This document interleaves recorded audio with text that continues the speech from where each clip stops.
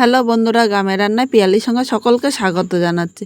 আজকে লাউয়ের দুর্দান্ত একটা রেসিপি তোমাদের সাথে শেয়ার করব। ভিডিওটা স্কিপ করবো না, প্রথম থেকে শেষ পর্যন্ত দেখার অনুরোধ রইল। তাহলে আমি কিভাবে করলাম চলো দেখে নেওয়া যাক। লাউ নিয়েছি, লাউটা প্রথমে আমি ভালো করে খোসা ছাড়িয়ে নেবো। আর লাউয়ের এই খোসাটা কিন্তু আমি ফেলে দেবো না, এই খোসাটা আলাদা করে আমি ভাজা করব। আর লাউটা তোমরা কেটে সাথে সাথে জলে দিয়ে দেবে। জলে দিলে লাউয়ের একটা কষ থাকে, সেই কষটা কিন্তু বেরিয়ে যাবে। এরপর লাউটা কাটার পরে কিন্তু আমি আর জল দেবো না। এবার লাউগুলো জল থেকে তুলে নিয়ে আমি এরকম ডুমো ডুমো করে কেটে নিলাম। তোমরা তোমাদের ইচ্ছে মতো কিন্তু কেটে নিও, কিন্তু এই রান্নাটি করার জন্য এইভাবে কেটে নিলে লাউটা খেতেও কিন্তু দুর্দান্ত লাগবে। যারা স্বাস্থ্য সচেতন তাদের জন্য কিন্তু আজকে এই রেসিপিটা আমরা যতটা পারবো হেলদি রেসিপি তোমাদের সাথে শেয়ার করব। কথা বলতে বলতে লাউটা কাটা হয়ে গিয়েছে। এবার এখানে আমি হাফ চামচ লবণ দিলাম, লবণটা লাউয়ের উপরে ছড়িয়ে দিলাম। হাফ চামচ হলুদ নিয়েছি, হলুদটাও দিয়ে দিলাম।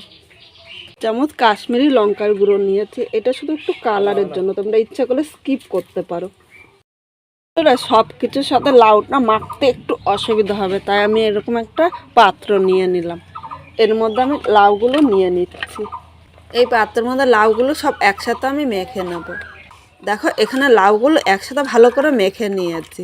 এবার আমি লাউটা ঢাকা দিয়ে 5 মিনিট এক সাইডে রেখে দিচ্ছি।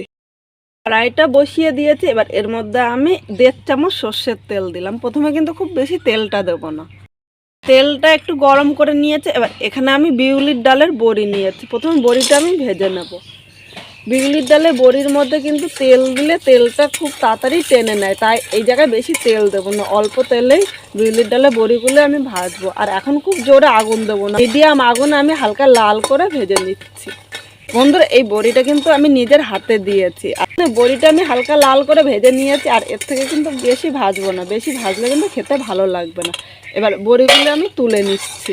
আমি কড়াইতে 1 চামচ তেল দেবো, এর বেশি কিন্তু তেল দেবো না। আর এই রান্নাটা করতে গেলে কিন্তু খুব অল্প তেল মশলায় রান্নাটা হয়ে যায়, তাই খুব বেশি তেল মশলা ব্যবহার করব না। তেলটা গরম হয়ে গিয়েছে। এবার এখানে আমি একটা তেজপাতা হাফ করে নিয়েছি, দিয়ে দিলাম। একটা শুকনো লঙ্কা, এলাচ, লবঙ্গ ও দারচিনি একসাথে দিয়ে দিয়েছি। আর তেলের উপরে এলাচটা দেওয়ার আগে ফাটিয়ে দেবে, না কিন্তু ফেটে গায়ে আসতে পারে। চামচ জিরা সম্বাদ দিলাম, তোমরা জিরার বদলে কালো জিরাও দিতে পারো, কিন্তু আমার মনে হয় জিরাটাই একটু ভালো লাগে বেশি। এর সাথে আমি 1 চামচ আদা কুচি দিয়ে দিয়েছি। তোমরা আদা কুচির পরিবর্তে আদা বাটাও দিতে পারো। আমি এবার 1 মিনিট ভেজে নেবো মিডিয়াম আগুনে, যতক্ষণ না এর থেকে সুন্দর একটা গন্ধ বের হচ্ছে। এর মাঝে আমি 4টে কাঁচা লঙ্কা দিয়ে দিলাম। তোমরা ঝাল যেরকম খাবে সেই হিসাবে কিন্তু লঙ্কাটা নিয়ে নেবে। সম্বারগুলো 1 সেকেন্ড ভেজে নিয়েছে। এবার এর মধ্যে আমি লাউটা দিয়ে দিলাম।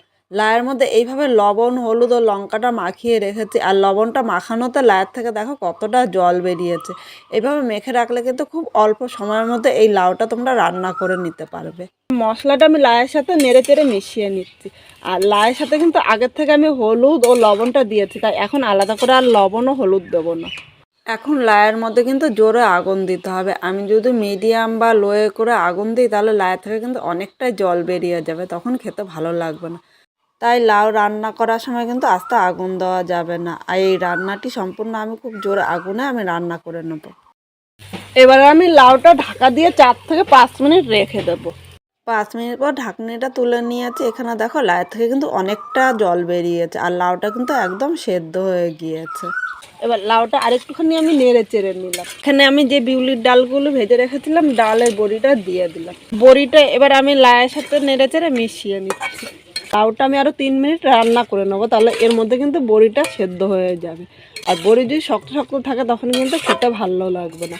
আর এখানে দেখো অনেকটাই জল আছে, এই জল ভাবটাই কিন্তু বড়িটা টেনে নেবে। এবার আবার আমি ঢাকা দিয়ে 3 মিনিট রেখে দেবো। বন্ধুরা 3 মিনিট রান্না করে নিয়েছি, আর এখানে বড়িটাও কিন্তু এর সাথে সেদ্ধ হয়ে গিয়েছে।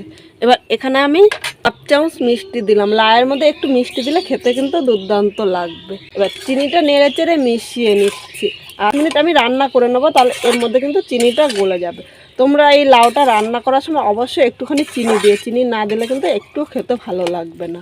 চিনিটা নেড়ে চেড়ে মিশিয়ে নিয়েছি। এবার এখানে আমি 1 চামচ গোবিন্দভোগের চালের গুঁড়ো দিয়ে দিলাম। এখানে আগের থেকে আমার গুঁড়োটা করা ছিল, তাই তোমাদের চালটা আমি আলাদা করে দেখাইনি।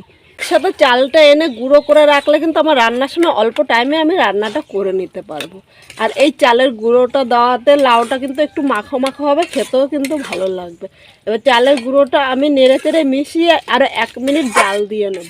গোবিন্দভোগে চালের একটা সুন্দর গন্ধ থাকে, এই গন্ধটাই কিন্তু এই লাউয়ের তরকারিটা খেতে আরও লোভনীয় হবে। তো এখানে সব কিছু নেড়ে চেড়ে মিশিয়ে আমি আরও 1 মিনিট রান্না করে নিয়েছি। লাউটা কিন্তু একদম আমার হয়ে গিয়েছে। এবার নামানোর আগে এখানে আমি ধনেপাতা কুচি নিয়েছি, আমি একটু ধনেপাতা কুচি ছড়িয়ে দিলাম। পাতা কুচিটা লাউয়ের সাথে নেড়ে চেড়ে মিশিয়ে নিচ্ছি। আর একটা জিনিস, তোমরা এখানে ইচ্ছে করলে একটুখানি ঘিও দিয়ে দিতে পারো, ঘি দিলেও কিন্তু খেতে ভালো লাগবে, কিন্তু আজকে আমার কাছে ঘি নেই তাই আলাদা করে আমি আর ঘিটা দিলাম না। ধনেপাতাটা নেড়ে চেড়ে লাউয়ের সাথে মিশিয়ে নিয়েছি। এবার আমি লাউটা নামিয়ে নিলাম। আজকে আমি যেভাবে লাউটা রান্না করলাম তোমরাও যদি সেইভাবে রান্না করো তাহলে খেয়ে কীরকম লাগলো কমেন্ট করে জানাতে কিন্তু ভুলো না। আর যদি নতুন কোনো বন্ধু দেখতে আসো তাহলে ভালো লাগলে একটা লাইক শেয়ার ও কমেন্ট করো আর সাবস্ক্রাইব করে আমার পাশে থাকো, যাতে নতুন নতুন ভিডিও আপলোড করলে সবার আগে নোটিফিকেশন আপনার কাছে পৌঁছিয়ে যায়।